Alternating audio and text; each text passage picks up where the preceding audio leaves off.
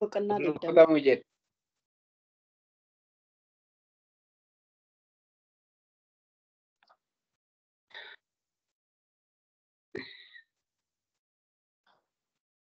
Anatti fufumoo eenyu dubbataa jira?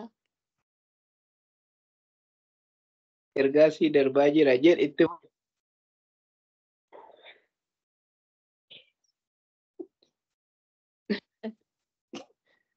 Nagaan gosoota keessanitti ni haa baay'atu.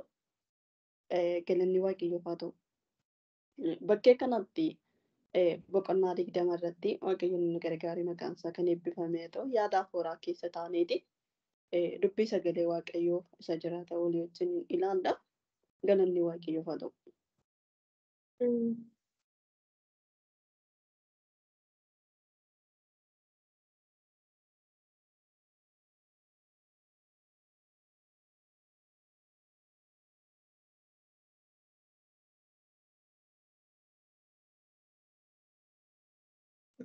Afuruma keessa jirtu hundi keessan.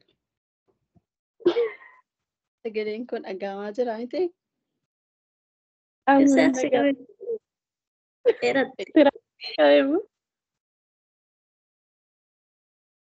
Bakka beekoo banadheetan rakkoo tokko iyyuu hin qabu. Bakkee kanatti kan isaan mata duree isaa akkuma ilaalletti gaafii waa'ee gooftummaa Yesuusiif dhiyaate jira. Bakkee kanatti akkuma boqonnaa dura keessatti ilaalaa dhufne keessatti isaan kun waa'ee gooftummaasaa waa'ee ittiin isa qabanii Yesuus amma gara Yerusaalemitti gadi bu'eera waan ta'eef waan ittiin qabanii isa hadheessanidha kan isaan barbaadaa jiran. Waan ittiin Yesuus Kiristoosiin qabanii hadheessan barbaadaa waan jiraniif gaafiin isaan gaafatanitti bakkee kanatti lakkoofsa 1 haga 8 gidduu kan jiru keessatti akkaataa inni ittiin hojii dinqii hojjetaa jiru akkaataa inni hojii dinqii ittiin hojjetaa raawwataatii jiru kan isaan isa gaafataatii jiran maaliif jennaani akka inni isaan biratti ani waaqa jedhee dubbatu isaan kan barbaadanii gaafa fariisonni isa gaafatanii gaafa tokko akkas jedhamiti gaafa tokko Yesuus mana qulqullummaa keessatti namoota barsiisaa wangeela lallabaa otoo jiru luboonni warri hangafoonni fi barsiisonni seeraa manguddootaa wajjiniin isa biraa hin ba'anii jedha. Gooftummaa maaliitiin akka kana gootu yookiis immoo gooftummaa kana eenyu akkasiif kenne nutti himi jedhaniitu isa gaafatu. Maal barbaadaniiti bakkee kanatti Yesuus Kiristoosiin qabanii ittiin hadheessanii waan ittiin hadheessanii dabarsanii kennan waan barbaadaniif yeroo hunduma deddeebisanii gooftummaa kana maaliitiin akkana godhu kan isaan gaafataatii turan jechuudha. Bakkee kanatti innis deddeebisee ani immoo gaafii tokkoon isin gaafadhaa jedhe. Yohaannis Cuuphaanii Waaqayyoo biraa immoo nama biraa abboomame. Osoo inni isaan akka inni gooftummaa isaa maaliin akka inni gooftummaa kanaan maal akka inni hojjetu kan isaan isa gaafataatii jiran maaliif ittiin hadheessuudhaaf waan ta'eef Yesuus Kiristoosin immoo bakkee kanatti gaafin inni isaan gaafate Yohaannis Cuuphaanii nama biraa immoo Waaqayyoon biraa abboomame jedhee isaan gaafate nutti himi isaan waan nutti himi jedhaniiniif jechuudha. Innis immoo isa kana natti himaa jedheetu isaaniin gaafate. Isaan bakka kanatti Yohaannis Cuuphaanii waaqa biraa kenname yoo jedhanii fi dubbiin isaanitti waan naanna'u waan beekanii fi isa kanatti himuu hin dandeenye kana jedhaniitu isaaniif deebisan. Yoos immoo maaliif dubbii Waaqayyoo hin amantane reettiin jedhe yoo maaliif jennaa yoo Waaqayyo biraa jedhan yoo Waaqayyo biraa kenname jedhani yoos immoo dubbii Waaqayyoo maaliif hin amantane reettiin jedheetu nutti deebisa jedhanii waan sodaataniif bakkee kanatti nama biraa yoo jenne immoo Yohaannis raajii ta'uu isaa immoo amannee yoo waan hin fudhannee fi sabni kun hundinuu dhagaadhaan nu rukutu jedhanii waliin hin jedhan. Kanaaf nu maal godhu eessaa akka abboomame hin beeknu jedhanii isaa deebisan jechuudha. Isaan dursanii waan ittiin hadheessanii fariisonni kun kan barbaadaa jiran jechuudha. Boqonnuma duraa keessa akkaataatti dubbifataa dhufnetti. Bakkee kanatti kan isaan isa gaafatanii akkuma dubbii sagalee waaqayyoo irraa dubbifannetti gooftummaa maaliitiin isa kana hojjetta? Gooftummaa maaliitiin kana guutaa jedhanii isa gaafatan. Erga immoo isin sana gaafattanii gooftummaa maaliitiin akkan kana godhu isinitti nan hima. Garuu gaafii tokkoon isin gaafadha. Yohaannis Cuuphaan eessaa kenname jedhee isa gaafate. Waaqayyoon biraa yoo jenne maaf dubbii isaa hin amantanii reenuun jedha. Immoo raajota nama biraa yoo jenne immoo bakkee kanatti isaan kun immoo dhagaadhaan nu rukutu jedhanii waan sodaataniif isas himuu didaniira. Kanaafiyyuu eessaa akka abboomame nuti hin beeknu jedhan. Anis immoo gooftummaa maaliitiin akkan kana hojjedhu, gooftummaa maaliitiin akkan kana raawwadhu, anis immoo isinittiin himuu jedheen. Isaan wanti isaan barbaadaa jirani waan ittiin isa hadheessanidha. Bakkeeta baay'eetti milikkitoota isa gaafataatii turan. Milikkitoonni isa gaafataatii turan hedduudha. Maaliif jennaan waan ittiin isa hadheessan, waan ittiin isa qabsiisan, waan barbaadan, waan dhabaniifidha. Malee wanta tokko ammayyuu waan irraa argatan tokkoyyuu hin qaban jechuudha. Egaa fakkeenya warra muka akka eeganiif itti kenname yoo itti fufeettani wal qabata. Irra jiraasa immoo garuu kan inni wal qabatu gaafii tokkoffaa lakkoofsa tokko kaasee haga 8 fi 27 kaasee haga 40 kan jiru wajjin baay'eetti wal qabata. Maaliif jennaan isaan ammas waan ittiin isa hadheessan barbaadu, waan ittiin isa qabanii dabarsanii kennan barbaadu waan ta'eef ammas silaa du'anii du'aa ka'uun hin jira jetteetta. Du'anii du'aa ka'uun hin jira erga ta'eeti namni tokko niitii tokko fuudheera. Garuu immoo niitiin inni fuudhe suni jalaa hin boqatte. Niitiin sun jalaa boqattee jennaan akka seera Museetti, seera Musee keessatti namni tokko haadha manaa fuudhee abbaan manaa sun yoo irraa boqate obboleessi isaa deebi'ee sanyii isaa bakka buusuu qaba jedhanii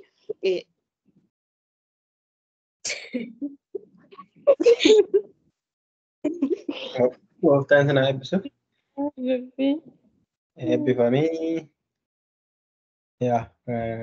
kan isinii kenname sinaa gahu, kan isinii kenname ol caalchistanii hin deeminaa jedhame. Gooftaan sana eebbisu gaaffii waa'ee gooftummaa Yesuusiif gaafatamte isinis gaaffii dabalataa qabaattan buletti keenya bal'atutti isin dabarsina. Amma ittaansee eewwanni maqaan ishee Daraartuun hirmaatta? Daraartuu. Akkasumatti hirmaadha malee.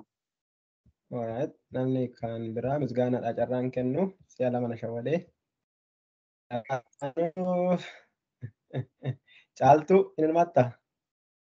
Hayyuu namni hirmaatu.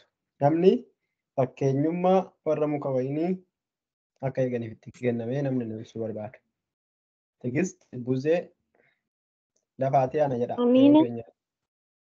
Amiina. Namni nan dubbadhaa nan ibsa jedhu yoo jiraate.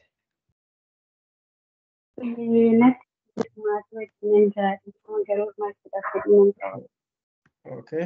Fedhii qabaachuun akkuma jiru ta'e ammatti hirmaachuu hin dandeessu ta'e rakkoo hin qabu. Gooftaan sana eebbisu.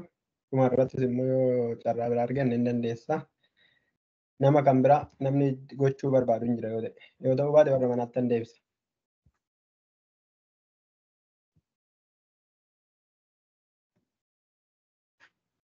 Faantuu eenyuun jetteeyyu? Amaanii Caaltuu Amiinaadha garuu Zannabuudha maqaan isheen sirriini. Amiina Zannu Caaltuu. Maal taarree isaan dubbatan jira? Warra keenya dubbata. Biyyan barree. Tota biyya mul'isa. Okay. Kanaafuu bal'atuuf hunda wal fikaa akka isaan hin rakkifnee fi okay. Gooftaan sana eebbisu. Dhiifama sagaleedhaan dubbachuutu naaf hin danda'amne. Eewwanni. Zannamiina.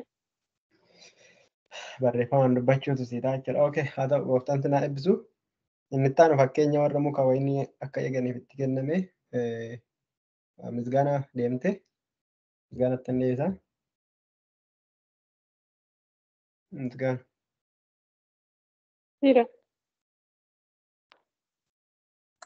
Jira. Eeshi nu jechuu dandeessaa? ammatti hirmaachuudhumaaf hin dhufe rakkoon qabu yeroo biraa jira waliin daallaa. Yeroo biraa iddoo kanatti hin jirru asin turre. Hin deemna. Hin ceena. Yerusaalem kana booda. Okay, thank you. Nama kan biraa ergii ani yeroo darbe. Kana miti. Okay. Fedhiidhaan warra jirtan keessaa waa'ee muka wayinii akka eeganiif walitti kenname namni nu ibsu.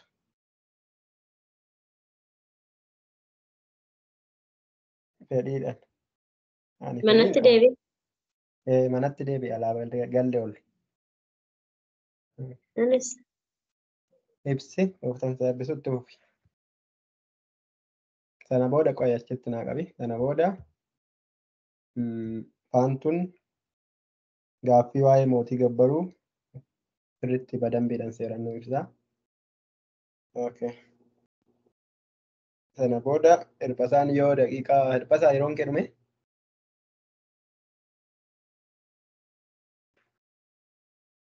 Muutirra jirti. Muutirra jirti. Yeroo kodhumaa jira garuu yoo sagantaan nan qaba ta'e nan deema yoo hin qabu ta'e immoo ittan fufa rakkoon qabu. Inni immoo sa'aatii 4 booda beekama. Xiqqoo konneeshinii waan hin jirreef. Akkas taanaan fakkeenya warra muka wayinii eeganii ati dursi nu ibsiti booda deemuu dandeessaa. Ittaanee kennaa sirraan dabarsee waa'ee mootii gabbaruutti nu dhaqi. Gaaffii waa'ee du'uuf du'aa ka'uu faantuttan dabarsee.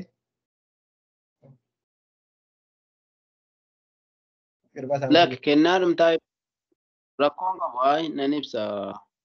Amma ammaatti wanti beekame hin jiru waan ta'eef. Kennaan itti hafu. Daqiiqaa 57 irra jira na biraa sin biraa meeqa irra jira? Akkasuma. Yaa sumatu ibsa kaa booda deemuuf dhiisuu kee waan hin beekneef gooftaan si haa eebbisu harkatti qabame.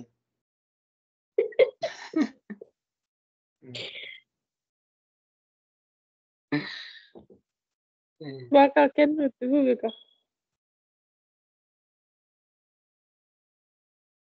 Garamitti godhare? Anamoo barsiisadha. Barsiisaan atorbi as darba isheen inni kanaadha. Ta'u ishee. Hin beekta keessa jechaadha harka keessaa qabda. Tole haa ta'u ishee gooftaan si haa eebbisu eebbifamaa. Kutaa kana keessatti fakkeenyaan Yesuus Kiristoos isaanitti dubbatee sababiin inni fakkeenya kana fudhatee dubbatee fi isaan jalqabatti akkuma walitti keenya bal'atuun ibsitee isa qoruudhaaf gaaffii isa gaafatanii. Sababni isaa Yesuus durumaa kaasnee akkuma qo'achaa turre Fariisonni yeroo hundumaa Yesuus inni hordofu sababiin isaan hordofanii fi isatti falmuu simanne waan ta'eedhaa fi gooftummaa maaliitiin kana goota jedhan kana jechuun irraa baruu barbaadanii otoo hin taane maaltu si iyyame ati eenyummaaf kana goota kan jedhu of keessaa qaba.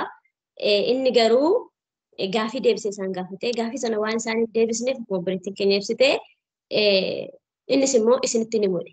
Kanarra dhaabatee jecha isaanii kanarra dhaabatee fakkeenyaan isaan barsiise. Fakkeenyi kuni fakkeenya abbaa wayinichaati. Egaa kutaan dubbisu akkasumatti inni isaa dubbadha. Abbaa wayinichaa tokkotu jira. Abbaa wayinichaa sana akka eeganiif immoo isaanitti kenne. Eeganirraa ija isaa akka nyaataniif. Garuu maasichi kan isaanii miti. Garuu immoo isaan ija isaa funaananii akka itti kennaniif nama kan biraatti erge. Isa sana hin ari'anii kan biraas itti erge. Isa sanas hin ari'anii. Ammas immoo mucaa tokkicha qaba. Ilma tokkicha qaba. Isa sanas immoo dabalee itti erge. Isa kana isa feeffatu jedhee itti erge. Isatu lafa kana dhaala jedhanii isayyuu immoo in ajjeesanidha. Amma kutaa kana keessatti fakkeenya kana kan dubbate Yesuus jarreen sanaaf dubbate.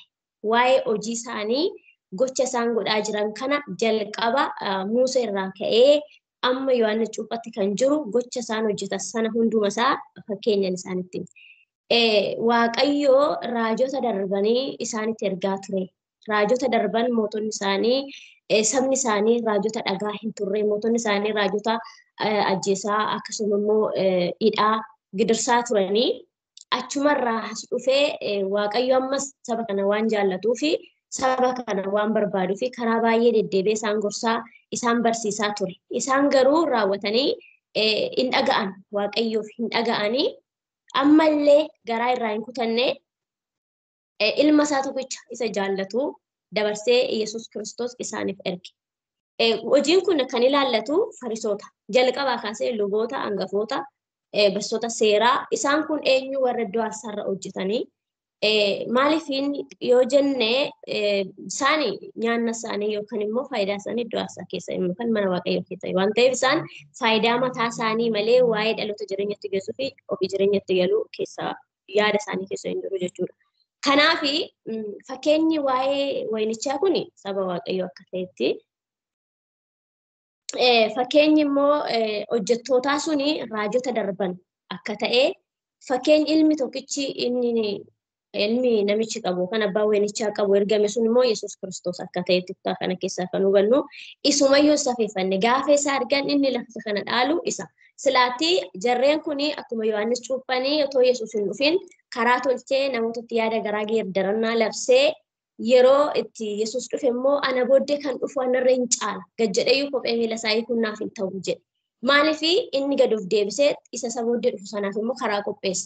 Isaan kunis silaa akkuma Yohaannis sana amma Yesuus dhufutti saba sana barsiisuu karaa itti argisiisuu hojii isaanii jechuudha silaati karaa itti argisiisuu barsiisuu ture. Yeroo Yesuus dhufe immoo Yesuusitti hojii sana dabarsuu ture. Isaan garuu hojii kana dabarsuu hin barbaanne Yesuusis simachuu hin barbaanne. Kanaaf inni lafa kana dhaalu yookaan immoo wanichi kana dhaalu isa waan ta'eef isa kana hin ajjeefna jedhee fakkeenya kana kan dubbate daayirektii Fariisotumaaf dubbate jechuudha. Isaanis immoo akkasuma raajota darbee ari'achaa turanii Yesuus Kiristoos gaafa dhufes immoo isa simane beeku garuu simachuu waan hin barbaanneef isa simannee akkuma inni jedhe immoo dabarsanii isa kennanii isa ajjeesanii du'aayyuu akka gaafa ka'e du'aa ka'uusaayyuu hin dhoksan jechuudha. Kanaaf akka Yesuus Kiristoos du'aa ka'e du'aa ka'uusaayyuu akka hin lallabamne hin dhoksanii. Kanaaf kutaa kana keessa kan argannu hojii isaanii isa kana.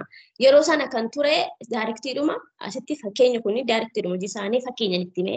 Isaanis immoo kanarratti akka inni waa'ee isaaniitiif dubbatu waan arganiif baay'ee aaranii karaa ittiin isa qaban dhaban karaa ittiin isa qaban dhaban sababni isaa jira suni qalbiidhaan isa dhaggeeffataa waan jiraniif saba sana fuulduratti waa isa gochuudhaaf karaa waan hin arganneef fakkeenya biraatiin ammas gara isaa dhufanii kutaa kanarratti guutummaatti kan hubannu waa'eedhuma Fariisotatti.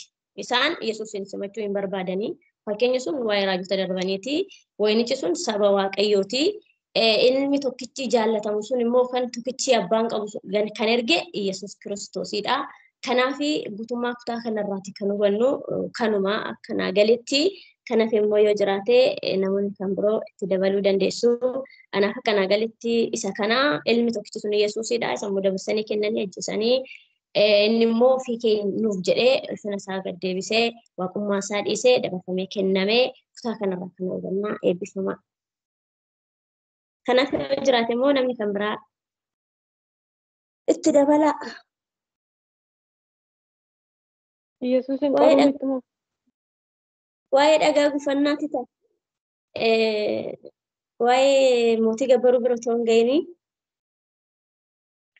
dhagaa gufannaa sunillee waa'uma Yesuus dubbata jechuudha. Dhagicha irratti kan kufe hin caccabaa. Dhagichi kan irratti kufe immoo inni du'aadha miti.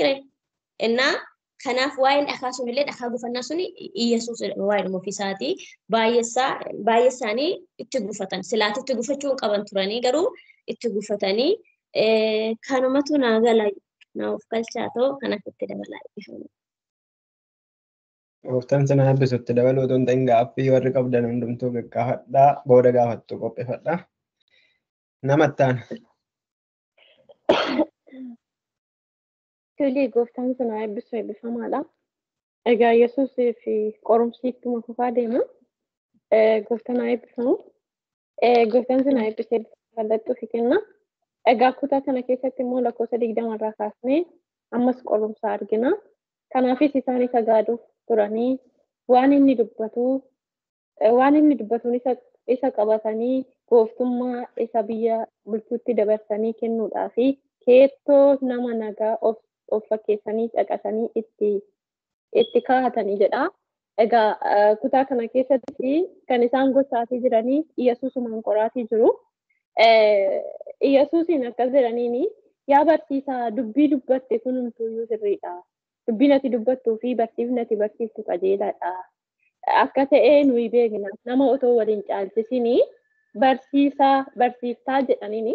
Egaa kutaa kana keessatti dhugumaan Iyyesuusin dinqisiifachuudhaaf yookiin immoo isarraa fudhachuuf osoo hin taane ammas itti fufaniitoo isa qoruudhaaf maaliif gara holiitti gooftummaa biyya kanaa kanatti yookiin immoo mootii warra Roomaa sanatti dabarsanii gooftaa Yesuus kennuu waan barbaadanii fi qorumsa kana qabatanii gara isaatti dhufan jechuudha. Waa'ee gibira baasuudhaa fi mootii warra Roomaatii fi gibira baasuun seera moo seeraa miti jedhanii fuuchaa kanaan isa qabuutii barbaadanii kanarratti gooftaa Yesuus Kiristoos immoo haxxummaa isaanii kana osoo isaan hin dubbatin waan garaa isaaniitti yaadanii jiran kana maal godhee beekeera. Kanarratti inni horiin ittiin bittanii fi gurgurtan keessaa tokko gara koo fidaadha jedhee gaafate.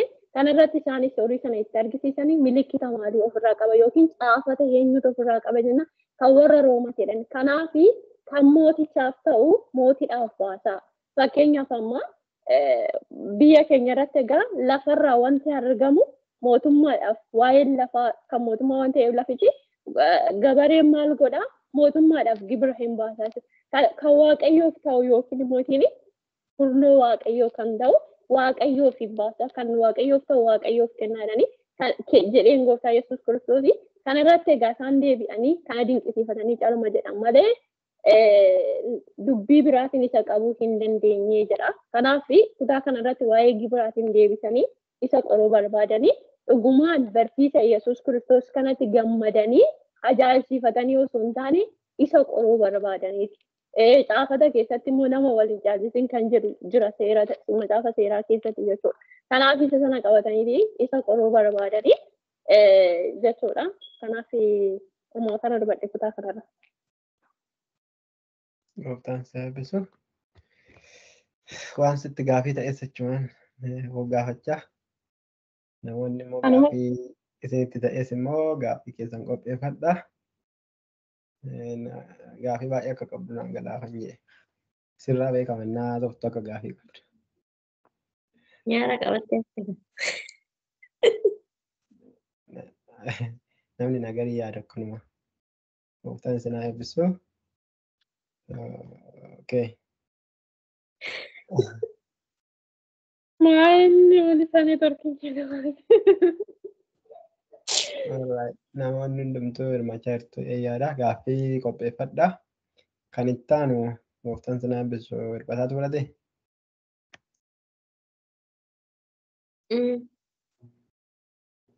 Barsiisan hin beekaa.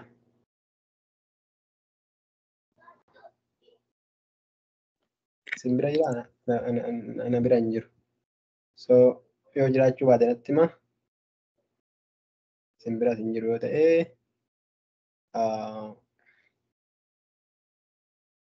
tiksii tokkoon nu dubbisa. Hundi keessan Qorontos lammaffaa. Wattanii boqonnaa 12.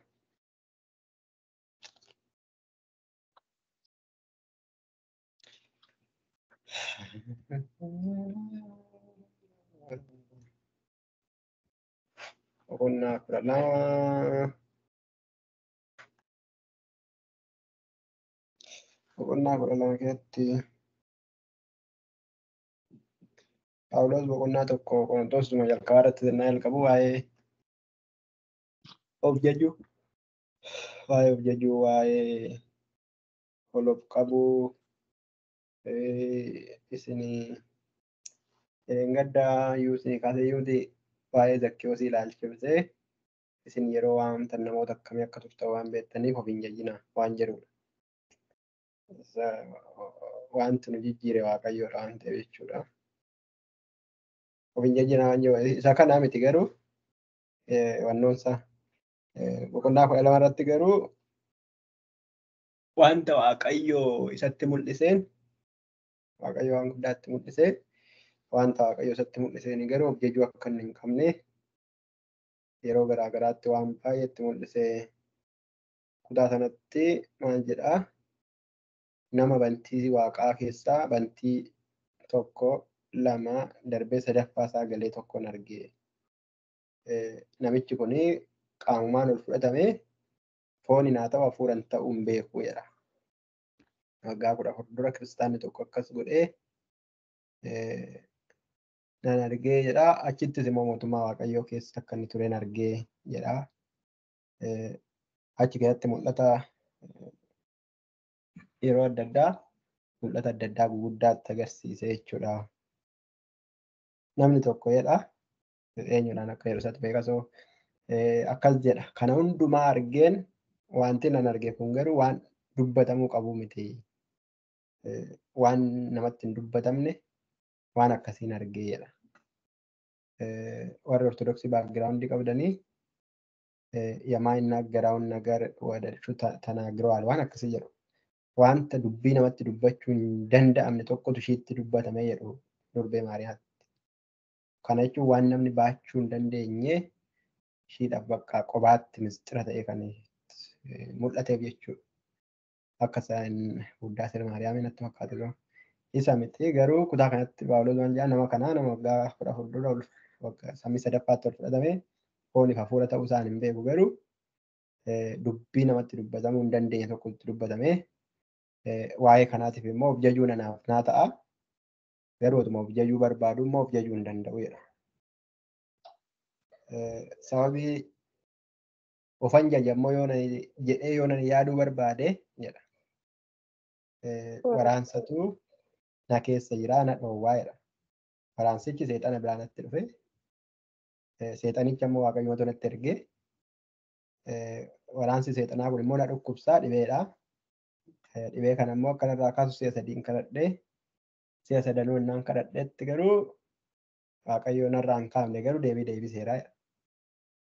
Maal jedhee deebisee lakkii sumarraa taa'uu waraansichiiti waaqayyoo waraansicha kan sitti erge akka toluuf qabne akka si dadhabsiisuuf jechuudha. Fooniin hafuuraan qofa otoo hin ta'in foonumaan jechuudha. Dhibeen hafuura bichaa miti nama miidhu miti foon irra caala nama miidha. Namni akka argetti waanni warri cuggaarraa qaban waan hundumaa nyaatan miti. Akka argetti biddeena fataa jedhee akka hin nyaannee fi laphee gubaa yookiin garaa ciniinaa jechuudha. Waraanaa gixxim godha jechuudha. Naanni waan jechuudha naanni ka'ee akkas godha. Dadhabbii amma kanaa keessa yeroo hin taa'u jedha. Gooftaadhaaf jedhee mul'ata ammas hin jedhamneedha lakkoofsa 7 irratti. Mul'ata ammas hin jedhamne jechuun yamaannaaf gara kan hin dubbatamne kan namni andastaandii gochuu hin dandeenye jechuudha. Intalli tokko amma duutee kaatee kan jedhan tokko fiilmiidhaan argitan miti biyya keenya keessa baay'ee beekamaadha. Anjelikaa Zambiraanoo jedhanii bakka iddoo hundumaatti duutee kaatee waa'ee dhuga ba'umsa mootummaa seexanaa mootummaa waaqayyoo akkas jedhu. Phaawulos yeroo biraatti dhandhaa qubee kana guguddiseen isinii barreessa iddoo tokko tokkotti. Nama laayifiin biyya lafaa wal qixxaateef miti jechuu barbaadan. Dadhabina baay'ee nama qabu garuu mul'ata guguddaa nama qabu.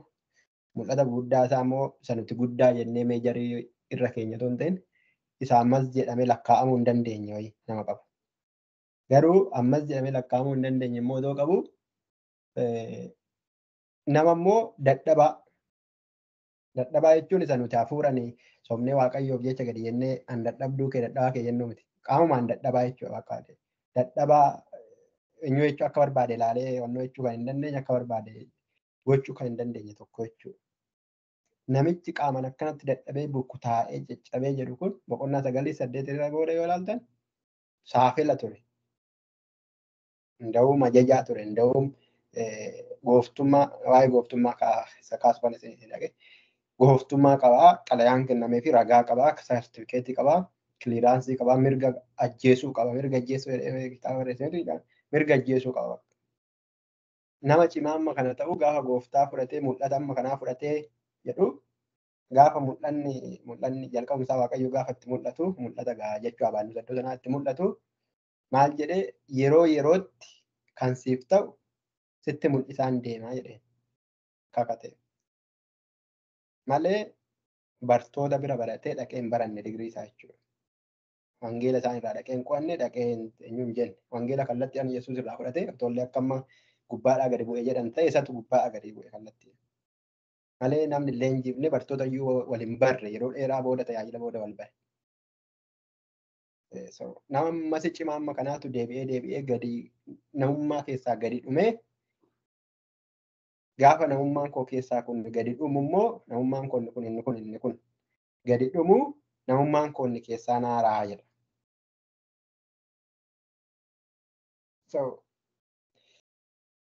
Gadi dhumee akkasitti maal jedhaa lakkoofsa 10 irratti egaa Kiristoosiif jedhee dadhabbitti, salphinatti, rakkinatti, ari'atamutti, gidiraatti natti tolaa jedheetu dhumarratti kuni maaliif natti tola? Namni rakkina jaalataa? Lakki. Namni gidiraa jaalataa? Lakki. Namni ari'atamuu jaalataa? Lakki. Namni dadhabbii jaalataa? Lakki. Namni dhibee jaalataa? Lakki. Kana hunduma otoo hin qabu yeroon kana hundumtuu natti dhaga'amutti maalan ta'a jedha.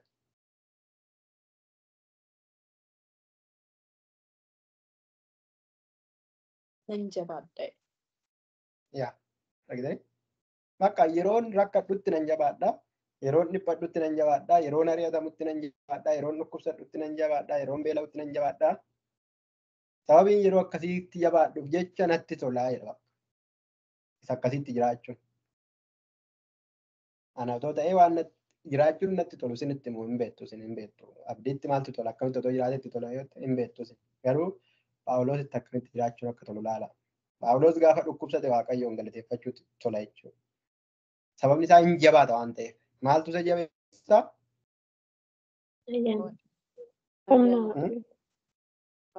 Humna Waaqayyoo lakkoofsa 8 irra jira miti? Lakkoofsa 9. Inni garuu ayyaanni koo duwwaatu si ga'aa naan jedhee. Dhukkubsataadha ayyaana qaba. Dadhabaadha ayyaana qaba. Hin ari'atamaa ayyaana qaba. Waan kana hundumaa otoo qabu garuu ayyaana qaba. So waan kana isatti dhabde yookiin isatti qabaattee si dadhabsiisu otoo hin ta'in ayyaana koosa si jabeessu inni qofti si ga'a. Inni immoo warra jabaa keessan otoo hin ta'in warra laafaa keessan hojjeta. Warra laafaa jechuun immoo warra callisee jireenyatti laafee otoo hin ta'in warra Waaqayyoof jedhee laafee jechuudha. Yeroo tokko tokkotti yeroo darbeetti gatiin keenya maaf akkas taana yeroo jennu waan akkanaa deebi'ee ibsu. Isa kana immoo maaltu yaadaa ture yeroo tokko sin gargaare ta'e hin beeku.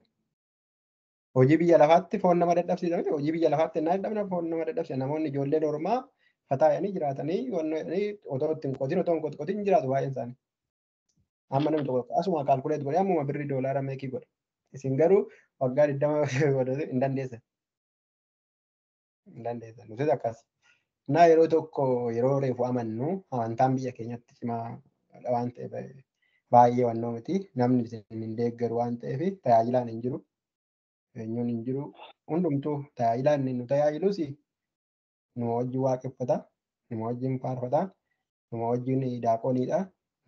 Sagantaan nuti keessa jirru tajaajilaanis keessa jira. Tajaajila baay'ina nama hin qabnu nu malees immoo namni biraa hin jiru. Kun waldaatti jechuudha. Qubee dubbisuu danda'uun keenya waan guddaadha jechuudha yeroo sana. Waa'ee wangeela hubachuu miti. Kanaafuu maal goonaa kutaa 11 barannaa 11tti gara tajaajilaatti dhufne kutaa 10tti amannee 11tti tajaajilaatti dhufne kutaa 12 innaa geenyu qorumsan kutaa 12 beektu warri biyyaa ammallee hin beeku. Qorumsi kutaa 12 jira. Hafuura baasuu dadhabne. Karaa qorumsa sana gatteenye akkas dubbifnu hin arganne jechuudha. Guyyaa 7tu jira. Guyyaa 7 keessatti gara 10 sanaa olii waldaa deemna. Ganama sagantaa kadhataati.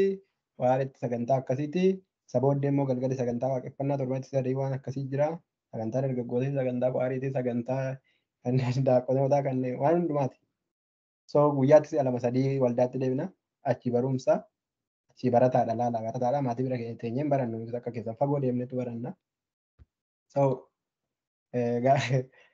isa tokkotu gaaf tokko hafuuruma baasuu dadhabne biddeena yeroo nyaachuudhaaf jechuudha waan akkasii barumsaa galtee biddeen nyaattee mana waldaa deemta waan ta'eef.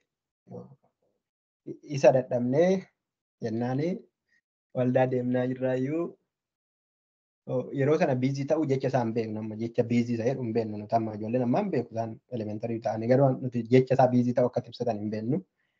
Yeroo dhabuu keenya garuu walitti haasaa turreetu wajjin gallaa namni waxiin watu hin jiru namni shiroo nu hojjetu hin jiru. Waldaa otoo deemaa jirrudha isa kana egaa kaannee barumsaa gallee kaannee immoo waldaatti deebina waan ta'eef baay'ee ulfaataa. Waa'ee cubbuu kaafnee odeessaa deemnan cubbuu amma yeroo yoo argattan hin hojjettu amma cubbuu jechuudha yeroo keessatti hojjetama waan hundumtu. So namoonni ebelu akkas goote biyya keenyatti duratti qaaniin hin jiru namni mul'ata argu ebelu akkas goote akka jedha ol ba'eetu namni akkas taatee dhufte akkas gaatee dhufte akkas gootee dhufte waan mucaanii nutoo yeroo dhuma cubbuu hojjennu illee dhabnee naanyi.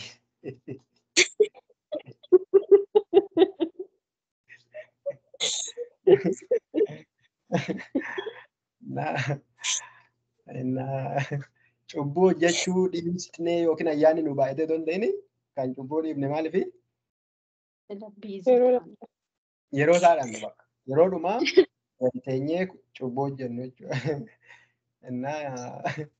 Yeroo hundumaa kan yaadachaa jiraadhu ammaatti isa ture yeroo dhabu yeroo cubbuu illee hojjennu dhabne sana hundumaa keessatti immoo yeroo dhabuun baay'ee isin dadhabsiisa argitan yoo ta'e yeroo baay'een yeroon keenya hin argamu.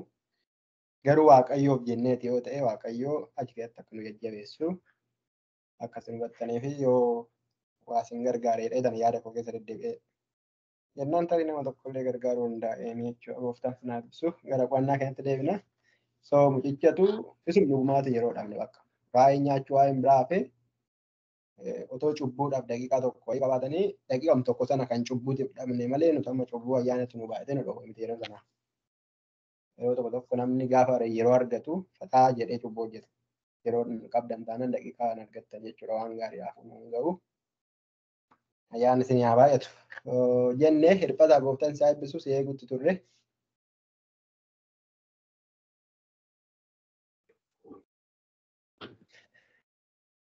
Dabaree koorra ga'ee.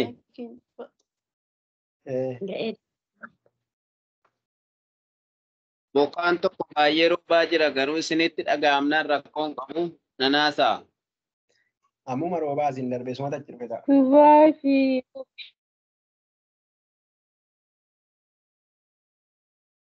Dubaay fi Itoophiyaa wal fakkeesseedha kan jedhu. Akkuma asillee baay'ee roobaa kunoo walumaa gala sabaa sanaa. Har'a baay'ee roobaa jira ganna mala. Kan keen dhaga'ama sagaleen keen dhaga'ama hirphasa. Ani waan isinin jettan dhaga'an jiru. Guddiidha kan kee gud. Isinin dhageessu taanaan rakkoon qabaatu.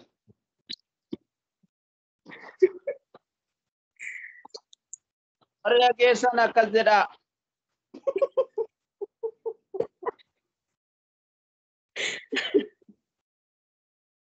Ani kaasanii.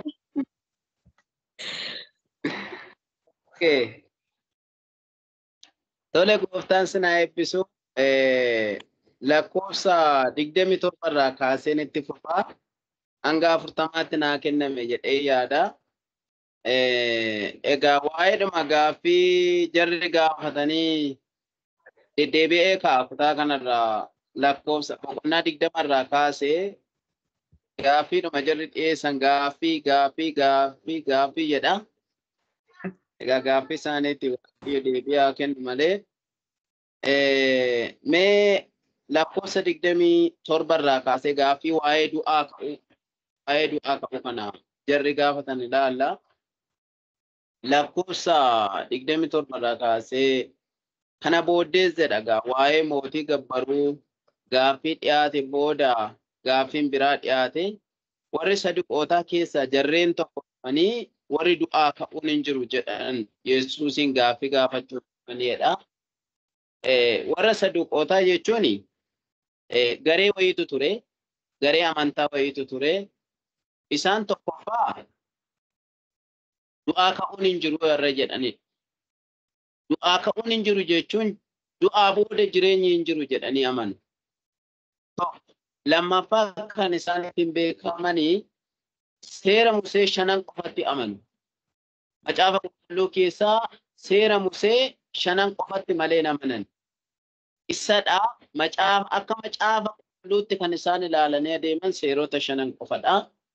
Kanaaf yeroo baay'ee seera Musee keessaa kan isaan Yesuusin gaafatan jechuudha. Seera Musee keessaa fudhatanii Museen akkas jedheera, kana barreesseera, atoo maal jette jedhanii seera Musee keessaa fudhataniitu gaaffii gaafatu.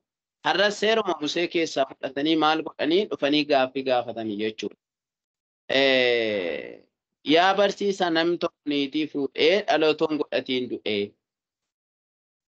Obboleessa niitii sana fuudhee sanyii obboleessa isaatiif haa dhaabu jedhe Museen jedhan. Amma gaa kanarraa maal hubanna? Seera Musee 5 qofatti kan isaan amanan keessaa kan nu mirkaneessu kun tokkodha. Jedhee Museen abboome kunoo obboloonni 7 turanii hanga quxisuutti 7 niitii abbaan manaa yookiin obboleessi isaanii irraa du'e fuudhanii garuu dabareedhaan waan irraa dhumaniif inni itti aanu hin fuudhe ammas inni du'e. 7 erga dhumanii booda immoo isheenuu duute. Kanaafuu du'aa ka'uutti eenyu haa fuudhu? Warra 7 sana keessaa eenyu haa fuudhu jedhanii. Kuni gaaffii sirrii yookiin gaaffii isaanitti ta'ee gaaffii gaafatamu osoo hin taane gaaffii du'aa ka'uun hin jiru jedhanii sammuu isaaniitti amanu. Garuu kun gaaffii akkamiiti? Gaaffii qajeelaa isaan baruudhaaf gaafatan osoo hin taane namaaf gala jechuudha. Kanaaf gooftaa Yesuus immoo maal jedheeni itti himee waa'ee du'a booda jireenyi jiraachuu, warri du'a booda jireenya argatan immoo maal akka ta'an. Fakkeenyaaf seeruma Musee keessaa yookiis immoo Museen gaafa barreessu seera Museetti amanu mitiire Museen gaafa barreessu Waaqa Abrahaam kan Yaaqoob kan Yisihaaq jedhee yeroo inni dubbatu kun maal agarsiisa? Waaqayyo warra jiraataniidha malee kan warra du'anii miti. Abrahaam, Yaaqoobii fi Yisihaaq maal ta'aniiru? Jireenya argataniiru kan jedhu sun achitti isaanitti himuudhaaf abdii du'a booda jireenyi jiraachuu. Waaqa Abrahaam, Waaqa Yaaqoob kan Yisihaaq jedhanii achitti dubbachuun isaa Waaqayyo Waaqa warra jiraniiti malee warra jiraataniiti malee warra du'aniif Waaqa miti kan inni jedhee achitti ibsa guddaa kenneef jechuudha. Kanarraa maal hubanna? Gaaffii isaan gaafatan yaada isaan qabatanii adeeman akkasuma deebii Yesuus isaaniif deebise. Yaadni isaan qabatanii adeeman du'a booda jireenyi hin jiru. Gooftaan immoo maal jedhee deebiseef? Du'a booda jireenyi jira. Qabatamaan isaa kanadha. Seeruma Musee keessa dura isaan seera Musee keessa fuudhanii gaafatanii ammas immoo seera Musee keessaa fuudhee gooftaa Yesuus immoo seera Musee keessaa fuudhee immoo deebiseef. Akka sammuu isaanii amanu. Ammas itti fufee kana irratti barsiisota seeraa deebisanii maal jedhaniini? Yaa barsiisaa bayeessa dubbatte ittiin jedhanii. Yaa barsiisaa bayeessa dubbatte. Garee warra barsiisonni seeraa kunis warra Fariisota keessa warra aangoo qabanidha. Isaan immoo garee warra Fariisotaati, warra abbootii seeraati jechuudha. Kanaaf isaan immoo achitti dhimmaniidhuma gooftaa dubbisaa fudhatanii baay'ee fudhatanii osoo hin taane yaanni warra Fariisotaa warra Saduqootaa achitti waliin galu jechuudha. Kanaaf deebii kana deebisuun isaa isaanitti tolee qofa osoo hin taane warra maalii dhiibuudhaaf warra Saduqootaa dhiibuudhaaf barsiisa bayeessa dubbatte jedhanii warra Saduqootaa dhiibuudhaaf jechuun gareen sun wal dhiiba waan ta'eef. Kanaaf kanarratti erga siillee deebi'anii gaaffii gaafachuu hin dandeenye. Kanaaf kana nu hubadhu asirraa jireenyi du'a booda jiraachuu isaa hundi keenya hin amanna. Garuu gaaffii qindaa'ee dhufe gooftaa Yesuus maalitti fayyadamee deebise? Seeruma Musee keessaa fuudhee yaada amansiisaa tokko fuudhee gaafa itti afaan qabatanii adeemanii akkuma lakkoofsa 20 boqonnaa 20 lakkoofsa 1 sana afaan qabatanii deemanii ergasii gaaffii gaafachuu hin dandeenyedha. Waaqayyoo ayyaana nuuf haa baay'isu. Yoon dheeresse dhiifama xumureera. Gooftaan isaa eebbisu. Eebbifamee. Amma immoo dabareen kan Yesuus namni bakka isaa ta'ee gaaffii gaafatu hin jiru. Gooftaan isaa eebbisu. Gaaffii itti aanu. Gaaffii waa'ee Kiristoos abdachiifamee wajjin walitti dhufee namni tokko mata duree 5 ta'an ta'eef nama tokko barbaanna. Boruudhaaf inni. Boru jirtaa?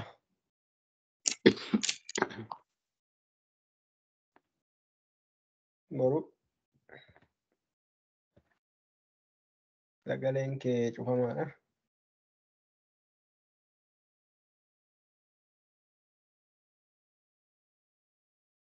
Alright. Sagaleen kee mamatti hin banamne. Hayyuun kun hayyuu eeguti. Hayyuu naggasaati moo nama biraati? Ayyaantu gaadu. Ayyaantu Fiqaaduuti. Okay. Namni gaaffii dhumaa yaaluu barbaadu. Harka lama fudhadhaaf. Sitti namni kennu hin jiru. Daraartuu bal'atuudhaaf kan kennaman.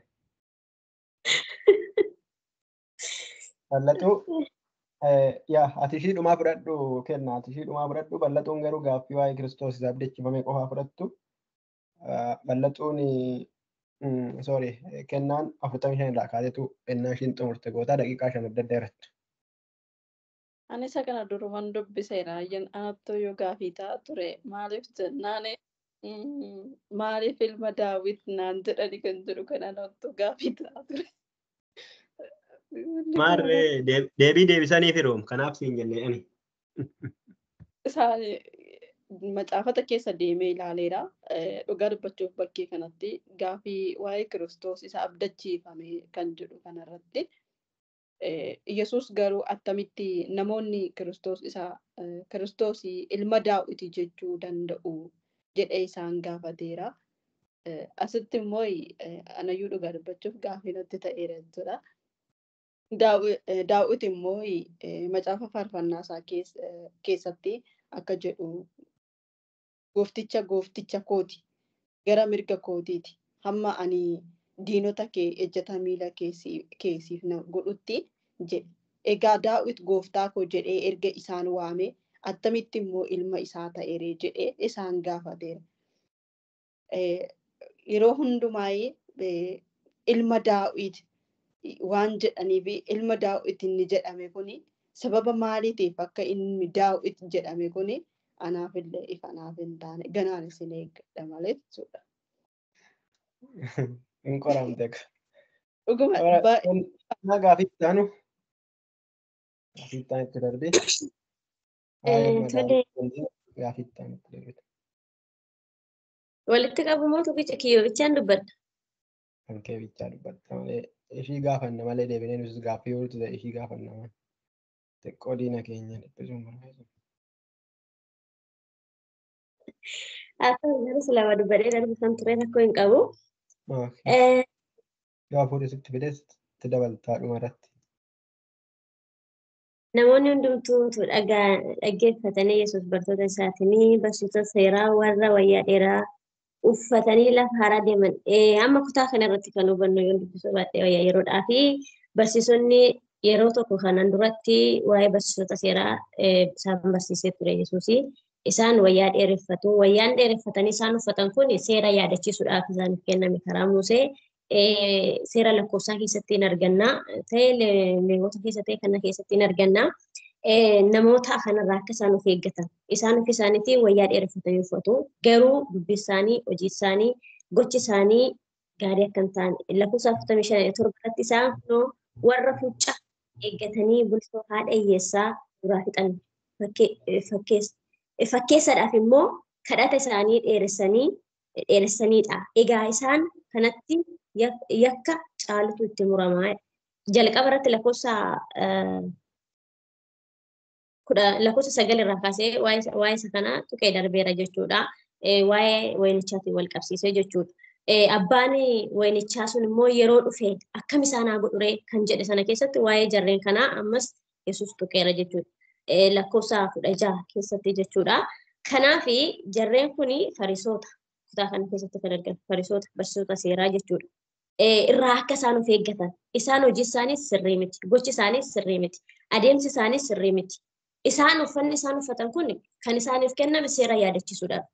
Barsiisota seeraa ta'uu isaanii karaa waaqayyoo kan seeraa waaqayyoo karaa Musee saba sanaa kenname sana barsiisuudhaaf. Garuu isaan seera hin barsiisanii uffanni isaanii sun illee hojii isaa sana argisiisaa hin jiru. Lafa gabaatti ulfina namarraa barbaadu, lafa cidhaatti ulfina namarraa barbaadu, mana sagadaa keessatti kadhata isaanii dheeressuuf fakkeessuudhaan jiraatu malee keessa isaanii keessa dhugaan sun hin jiru. Kanaaf isaan kun warra firdiidhaaf kaa'amanidha. Warra akkuma sila yeroo barataa turretti isaan bana mootummaa waaqayyoo namoota duraa fuudhan kan jedhu kutaa biraa keessatti natti fakkaate dubbatee ture jechuudha. Isaan kun ofiifis ittiin gallee namootatti danqaa ta'anii ofiifis seeratti hin jiraanne seeras immoo barsiisanii dhaloonni akka itti jiraatan hin goone warra firdiidhaaf kaa'aman warra dhagaa gufannaa jedhe sana dhagaa gufannaa kaa'ame kan irratti gufates kan dhagichi irratti gufes akka badu waa'ee isaanii kana dubbata jechuudha. Walumaa galatti Yesuus iddoo kanatti ija jabinaan kan inni kutaa kana keessatti dubbate. Maaliif amma gara hojii isaa ergama isaa xumuruutti deemaa waan jiruuf Yesuus waan hundumaa ija jabinaan ifaan ifatti isaanitti himaa ture. Waa'ee lakkoofsa 41 irratti ol deebi'aa. Ol deebi'u moo xumuru? Isaanii Yesuus ilma Daawit kan inni jedhamee fi sanyii Daawit keessaa dhalate. Garuu isaan idda Daawit keessaa waan dhalateef karaa kakuu moofaa keessatti wanta akkasii jira natti fakkaate. Haa ta'u malee isaan ammayyuu waaqummaa isaa waan hin amanneef ilma Daawit jedhanii isa waamu. Yesuus garuu waa'ee ilma Daawit, waa'ee idda foonsaa otoo hin taane eenyummaa isaa isa sirrii akka isaan baran barbaade. Ergiin ani nama ta'e, ergiin ani ilma Daawit ta'e, Daawit immoo gooftaan gooftaa kooti kan jedhu kun faarfannaa keessatti gooftaan gooftaa kooti. Diinota kee ejjeta miilla kee akka amman godhutti mirga koo taa'i jedhe. Maaliif jedhe? Kana jechuun maal ibsuu barbaadeeti? Ani nama miti. Ani waaqayyoodha akka jechuu barbaade kutaa kana keessa kan hubannu jechuudha. Daawit ergii gooftaa koo jedhe akkamitti immoo ilma isaatiin gooftaa koo jedhare. Ergiin ani ilma Daawit ta'e Daawit immoo gooftaa koo jedheera. Waa'ee eenyu dubbate? Waa'ee Yesuus dubbate. Gooftaa koo ittiin jedheera. Ergii inni immoo gooftaa koo jedheeni akkamitti immoo deebisee ilma isaa ta'are. Kanaaf kutaa kanarraa kan hubannu Yesuus waa'ee kana kan inni dubbatee fi isaan keessa kan jiru inni ilma Daawiti malee masii miti, malee gooftaa miti jedhanii waan isa ilaalaa jiraniif ejjennoo sana isaan keessaa fuudhuu waan barbaadeef yookaan hubannoo sana waan jijjiiruu barbaadee fi akkan agarsiisu jechuudha. Hubannoo sana waan jijjiiruu barbaadeef ani ilma Daawit otoo hin taane gooftaadha, waaqayyoodha, furee isaa biyya lafaatiif ergamedha jedhee kutaa kan isaan hubachiisuu barbaadeeti.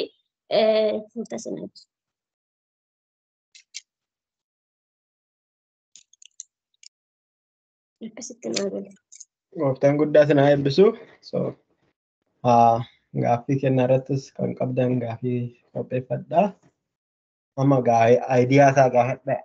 Aayidiyaa isaa yaada keessatti qabadhaa. Boqonnaan 20 immoo akka duraan hir'isaan kaasee gaaffiidha jechuudha.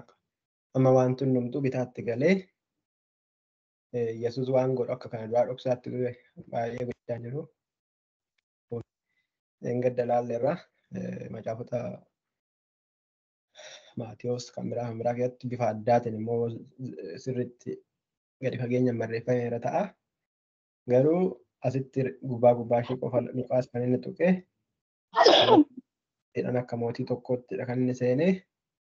Haa ta'u malee akka mootii tokkotti ulfinni yoo ta'u illee baatee gadi of qabee harreerra yaabee dhaqee yeroo inni mul'atu amma jedhanii yaadanii lakkaa'amamete yeroon isaa hin geenye yeroon kan biraa jira inni ture. Isichaadha gana yeroo kan biraa sanatti agarsiisu fakkeenya fudhate. Amma garuu kan inni ani hojjedhu hojiin garaagaraa jira jedhee hojii sana keessaa kan inni hojjete jalqabaa dhaqee mana qulqullummaa dhaqee mana qulqullummaatii aadiyaan isaa walitti akkasii dhufu mana qulqullummaatii dhaqee warra daldalan yaasee kana booda mana qulqullummaatti barsiisuu jalqabee jechuudha. Boqonnaa 20 irratti akkuma jalqabu maal jedhaa barsiisaa otoo jiruu jedha. So amma mana qulqullummaa mana hojii isaa godhatee barsiisa hojii isaa godhatee otoo barsiisaa jiruu hin dhaga'ame fakkaata dubbiin kun kan dhufeera akkas godheeraa kan jedhu yeroo darbe immoo biruma turanii bartoota kan afaan qabachiisee isaanii turanii. So amma garuu yeroo darbe mana qulqullummaa keessatti yaadattuu gaafa inni barsiise.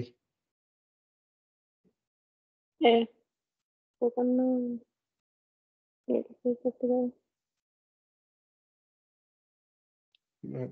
Aayidiyaa isaa yaadattu jechuudha. Yeroo jalqabaa immoo yeroo mana qulqullummaa geessan boqonnaa 2 keessatti natti fakkaata.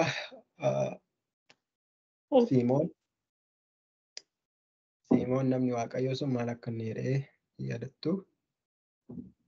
Yeroo eebbisu yaadattu.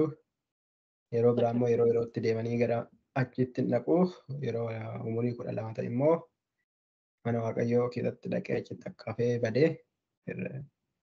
akka ture gaaffii gaafachaa akka ture isa isaan gaafatan immoo deebisaa akka ture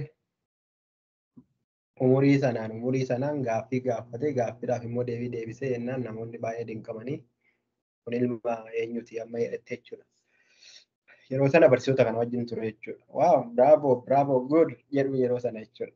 Daa'ima waan ta'eef maanni kun wanta akkasii jedhu malee baay'ee gooftummaa isaatii waan jiran. Amma garuu wanti isaan naannootti dhaga'aa turan wanti inni gochaa turan wanti inni argaa turan amma ijatti itti dhufe jechuudha. Iddoo isaan taa'anitti itti dhufe jechuudha. Hojii isaa gaafa xumuru gooftaan gara Yerusaalemitti fuula naanneeffateedha waan ta'eef hojii isaa isa xumuraa hojjechuuf Yerusaalemitti ergama isaa raawwachuudhaaf achi deebi'ee achitti hojii barsiisummaa isaatti dhufee kana keessa jira jechuudha. Barsiisa kana keessatti dhagaan. Isaan dhagaanii achitti barsiisaa jira jennaan mana qulqullummaa keenyatti immoo barsiisuudhaaf eenyutu mirga isaa kenneera jedhan jechuudha. Tajaajila hin baafneef.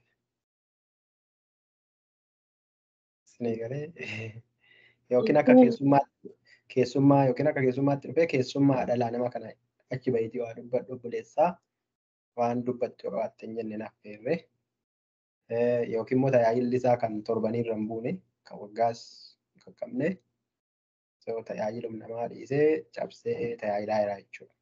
Kanaaf tajaajila kanaaf eenyutu gooftummaa sii kenne yookiin aangoo eenyurraa fudhatte waraqaa ragaa qabdaa digrii isaa fudhatteerta jechuudha. Waliigala sagantaan sii baheera raajiin sitti meera waan akka isa ammas hin beektan kan. Okay. Sagantaa sana hin baafne waan ta'eefidha jechuudha.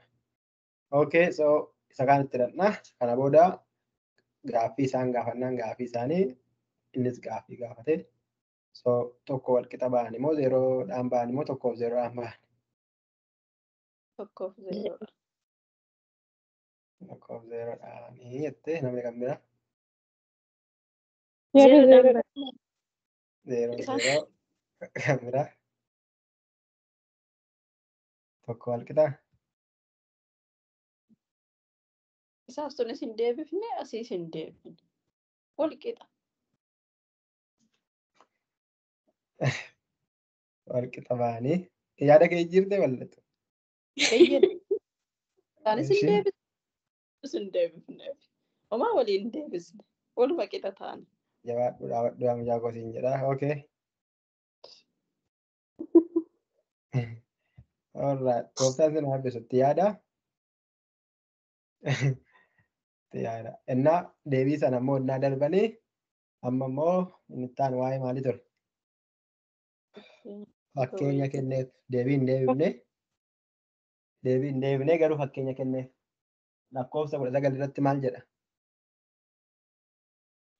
Barsiisonni luboonni warri hangafoonni Iyyasuus fakkeenya kana waa'ee isaanii irratti akka dubbate baranii yommusumaa achi achitti isa qabuu barbaadanii garuu namoota sodaatanii. Deebinee fire. Deebisee fakkeenya deebii kennee. Yaa maal baareen galuu hoo.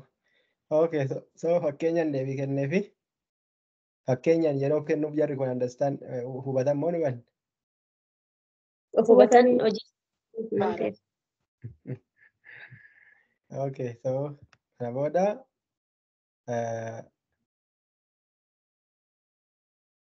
gaafin itti aanu gaafii biraa ture.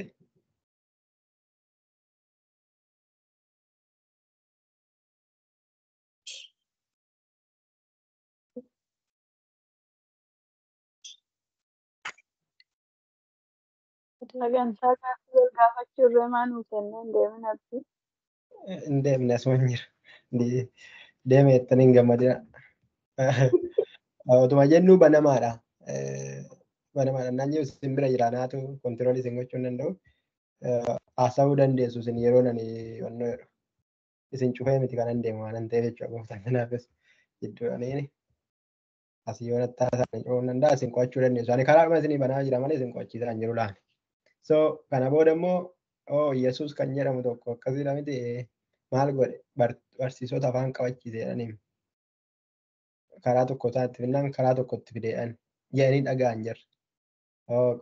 Qo'i gaaree akkasii warri mana qulqullummaa keessaa hojii mana qulqullummaa hojjetan baay'een isaanii immoo isaan kana maqaan isaanii saduqoota. Saduqootii dhimma hojii mana qulqullummaa baay'ee kan hojjetan isaanii. Saduqootichi isaan suni dhimma seeraa, macaafa hiikuu, macaafa hubannoo jechuu, macaafonni isaan itti amanan adda adda. Warri saduqoota macaafota shanan kana qofatti amanuu jedhu. Seera Musee qofaa ijaaf jettee eeguu, ishii qofatti amanuu, kanarraan kan hafe waa'ee halleluyyaa hin beekan. Mul'atan argee waan jedhamu hafuura natti dubbate waan jedhamu baay'ee eenyu jedhan. Hafuura ergamaa Waaqayyoo waan jedhu baay'ee. Waa'ee akkanaan bakka kana godhi bakka kanan godhin bakka waan jedhu jechuudha. So kanaafuu isaan immoo barsiisota sana afaan qabachiisee jarri waliin jaalatan baay'ee barsiisonni seerasiifis saduqoonnis waliin jaalatan. Hojii ergamootaa keessaa natti fakkaata Phaawulos guyyaa gaaf tokko garee isaanii argeetu carraa kanatti fayyadamee ture. Ani fariisichaa jedhee. Sababii abdii nuu kennateefan dhiphachaa jira jennaan akkasii jedhan isaan kun jechuudha. So garaagarummaa qabu. Kanaafi garaagarummaa isaanii kana iddoo kanatti argina. Yesuus isa sana afaan qabachiise jennaan immoo isaan gammadanii yoo isaan darbite nun darbitu jedhanii immoo dhufanii gaafatan jechuudha. Kanaaf maal jedhuun immoo isaanii macaafa Musee keessa jira, macaafa qulqulluu keessa jira. Macaafa qulqulluu keessatti akkas jedhame barreeffameera.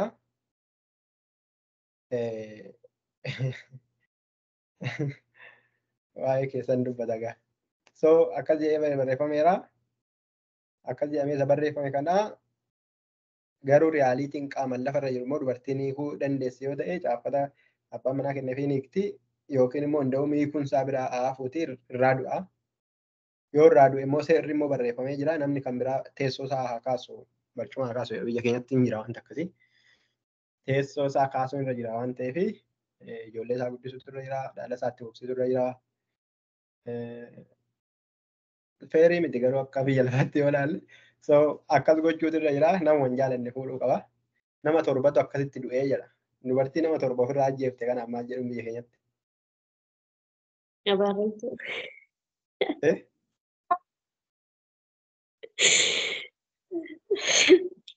Abaaramtuu jedhamu kan.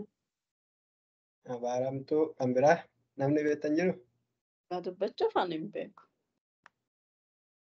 Nama torba yoo guutuu baate abbaan manaa irraa du'e ammas abbaa manaa biraa fuudhanii yoo ishiinis irraa du'e maal jedhu. Jaalamoota.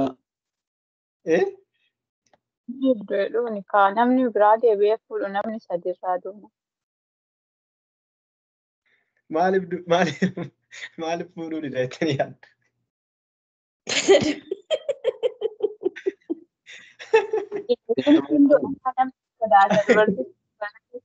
gubeera waan ta'eef inni dhufu sunis sodaata akka kanaaf dhiibudha.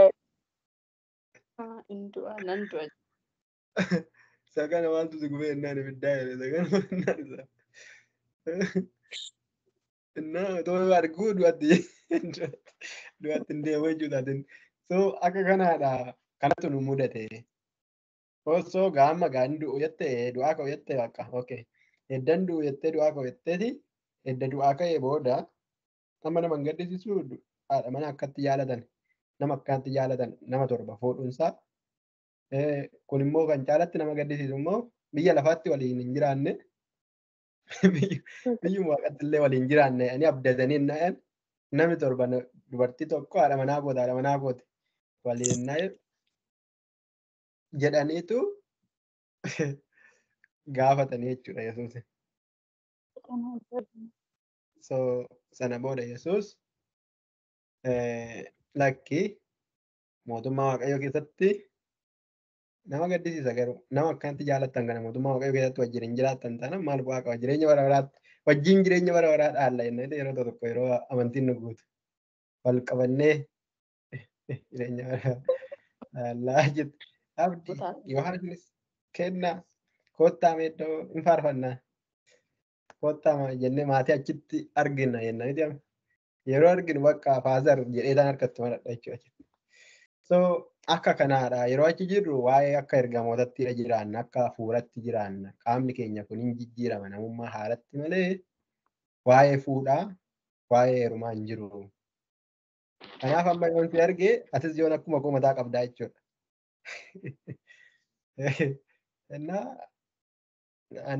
Ani abdiidha yoon ta'e namni hundumtuu akkuma koo natti fakkaataa jechuudha abdii natti fakkaataa jechuudha. Homaa waan sammuun akkasii nu keessa hin jiru jechuudha. Yeroo sanaa jedhe. Sammuun akkasii keessa hin jiru waan ta'eef ani kennaa kanaadha manaa isa ebaluu ta'uu ishii hin beeku jechuudha. Akka qulqullootaa ijoollee waaqayyootiin nu obbolootaa waanti kanaa sammuun isaa achi hin jiru.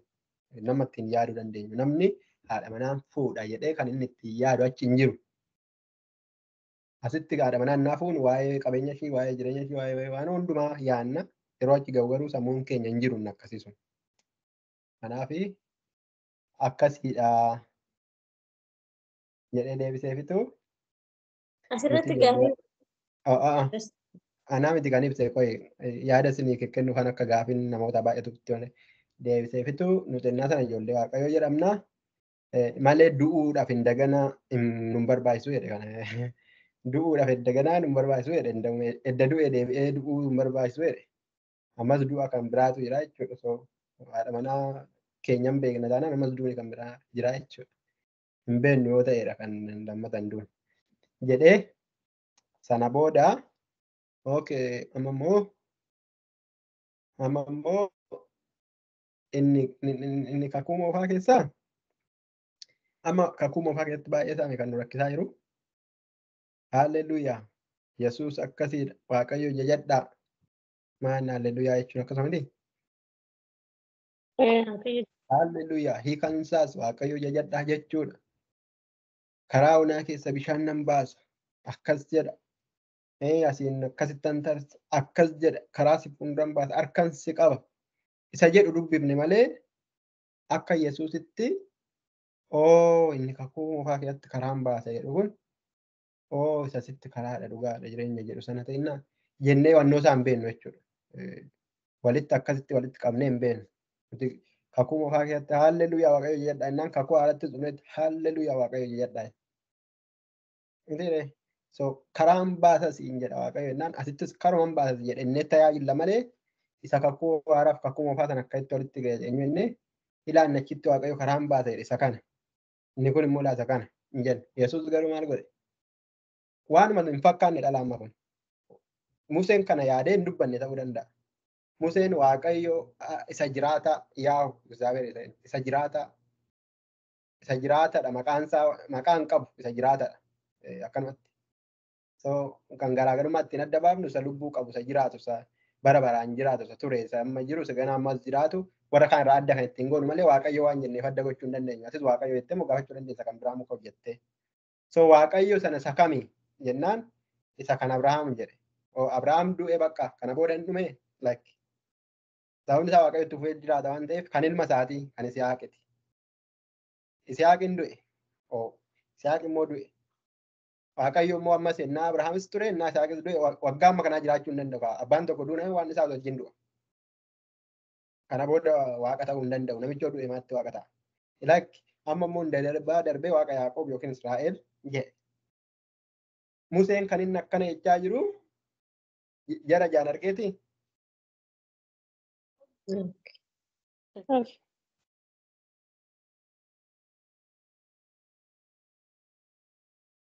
Saba sana jaan argaa hin jiru. Abrahaam argeera Museen.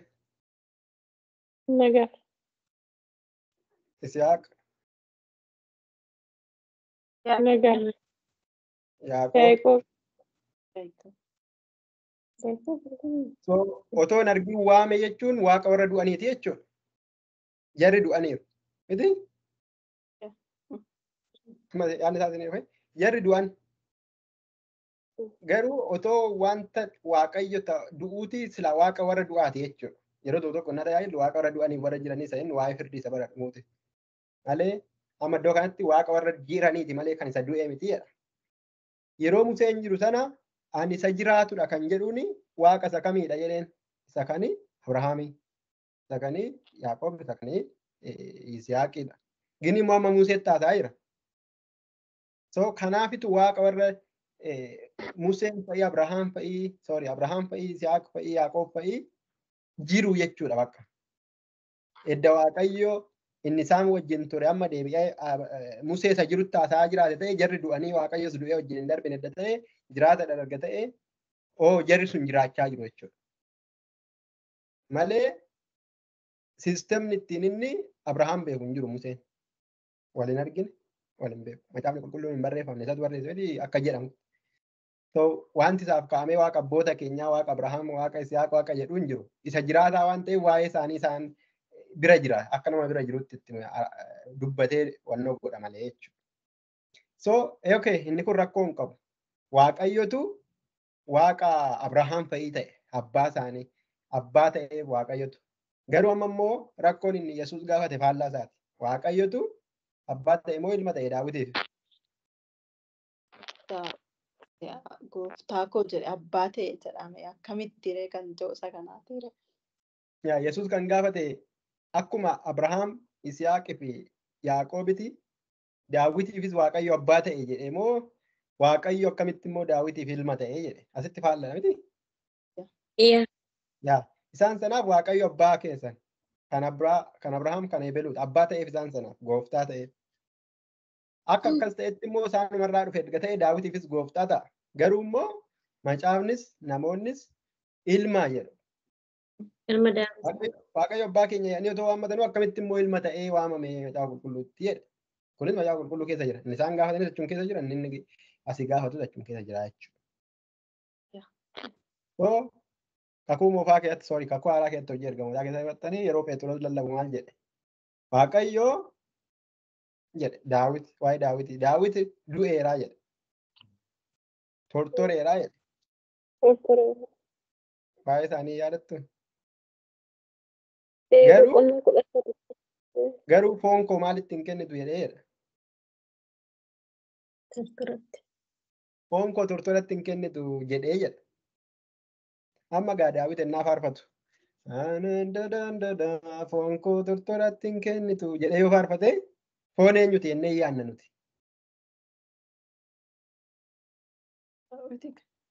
Foon Daawit jennee yaanna nuti. Daawit garuu tortoreeraa jedha Pheexroos. Kanaafuu foon isaa tortoratti kenname moo hin kennamne? Kenname.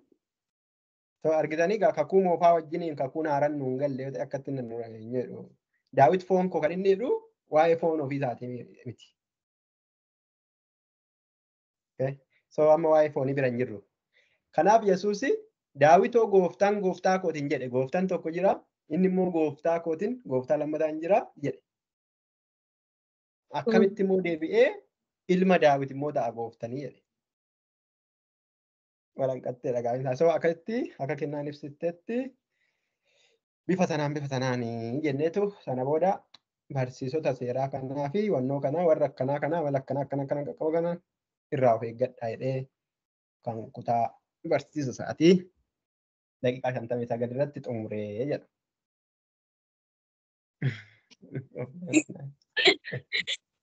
Alright, amma gaaffii gaafattanii buluu dandeenya gooftaan isin eebbisu. Amma gaaffii gaafadhaa viidiyoo rikoordii cufe. Gooftaan isin eebbisu kun marsaa torbaffaa qo'annaa macaafa qulqulluu keenyaa ture yeroo gaaffiif deebii itti fufnee immoo yeroo itti aanutti yoo gooftaan nuun jedhe samarii isaa goona. Warri waasaappitti hin dabalamne yoo jiraattan lakkoofsi koo ida'uu 120909279 akkasuma jedhama 2409297267 24092972267 yoo feesbuukii qabaachuu baattan tiijii taafiigaa abdii yookiin immoo wal jala jijjiirtanii abdii tiijii yoo jettan hin argattu. Waasaappitti isin daballaa isin kallattii ani wajjin hirmaattu sana booda itti dabalamuu dandeessu gooftaan isin eebbisu. Luqaas boqonnaa 21 22 24 nafa marsaa tokkotti xumurra. Waaqayyo isin eebbisu. Gaaffii yoo qabaattan warra turtan gaafadha. Gaaffii keessan irratti hundoofnee haala yeroo keenyaa irratti hundoofnee har'aaf asumatti xumuruu dandeenya.